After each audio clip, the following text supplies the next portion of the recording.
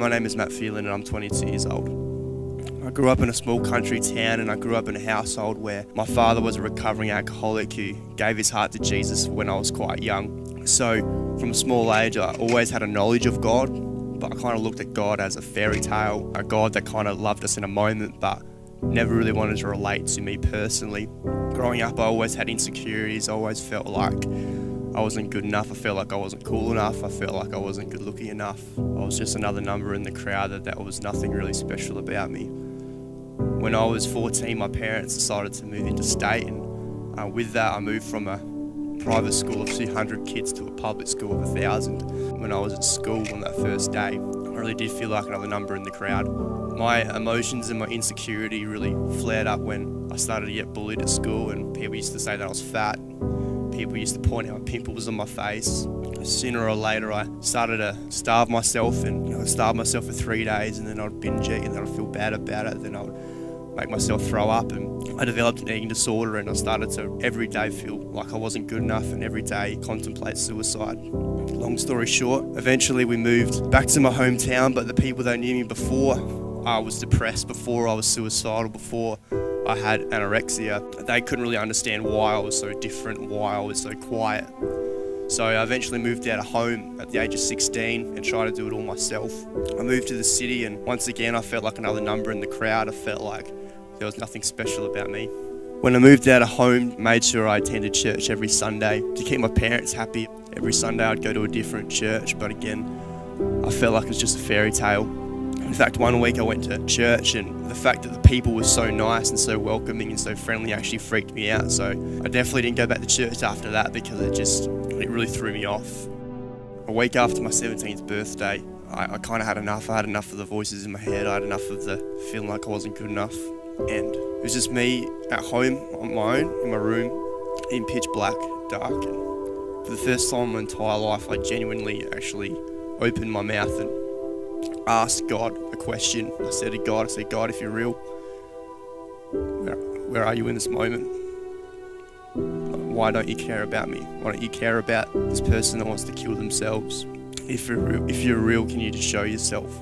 The incredible thing is I didn't feel alone in that moment. The incredible thing is I felt the love of God for the first time.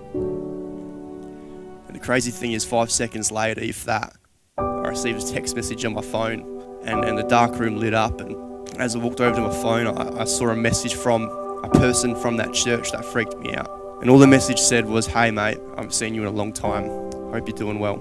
And in that moment, I really felt God put on my heart for the first time that the opportunity was mine, the choice was mine. If I wanted to accept Jesus Christ in my heart, it was my choice and it was my life. That night I went around to his house and I told him for the first time what had happened to me, the bullying, the thoughts I had about myself. And that night I gave my heart to Jesus.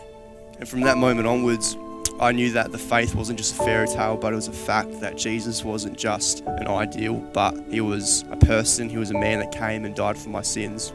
And from that moment onwards, I decided to live for him. Life from this point onwards was great. I had friends for the first time. I was actually busy, I was actually doing things in my life. I had people around me that loved me. However, even though it appeared great on the outside, I was still hurting on the inside. Every day I held on to the moment where I got this text message. I held on to the moment where I experienced God for the first time, but I wasn't really experiencing him every day. I never really dealt with my issues. I never really dealt with the fact that I didn't feel good enough. I didn't feel good looking enough. I didn't feel talented enough. I just covered up my issues and thought that's what Jesus wanted for my life.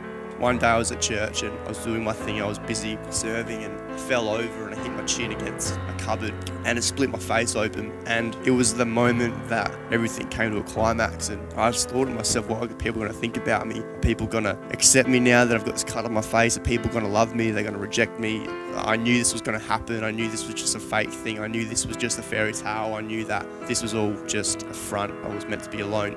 I messaged that same person that messaged me 2 years ago, and I messaged him that I couldn't do this anymore, that I couldn't put up a front, that I couldn't bury my issues and my emotions, that I was better off dead. So basically I started walking. Didn't know where I was going, didn't know what I was going to do to myself, but I just started walking, and I knew for me that these were the last steps that I was going to take as a person. I never felt so alone in my life. I just walked aimlessly, hoping to find an opportunity to kill myself, finding an opportunity to end my life. People found out that I disappeared and they jumped in their cars and they started to drive around Adelaide trying to look for me. As I was walking, I went down to a reserve. Not sure why, but I just went down to this reserve that I'd never been to before. And as I was walking down this reserve into a spot where no one could see me, where I was hidden away from the road, I started to hear footsteps.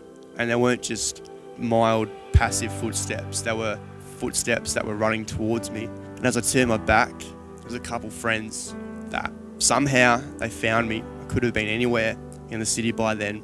I could have been any place, but before they left, they asked God where I was, and God led them to me. And as they ran after me, as they put me in their arms, and I dropped to the ground crying. And in that moment, I realized that Jesus didn't want to just cover up my issues, but rather he wanted to carry my issues. The fact that I was found, the fact that I could have been anywhere, but God's love relentlessly pursued me, showed me that he was really real. And from that moment onwards, I realized that Jesus didn't want me to get busy and focus on what to do to be a good person, but rather he wanted me to simply focus on him, and everything else would sort itself out. 4 years on from that moment and 6 years from that initial decision to follow Jesus, I can confidently say that I'm completely free from depression. I can confidently say that I don't want to commit suicide, rather every day is a gift from God. I can confidently say that God's love isn't a fairy tale, but God's love is for everyone.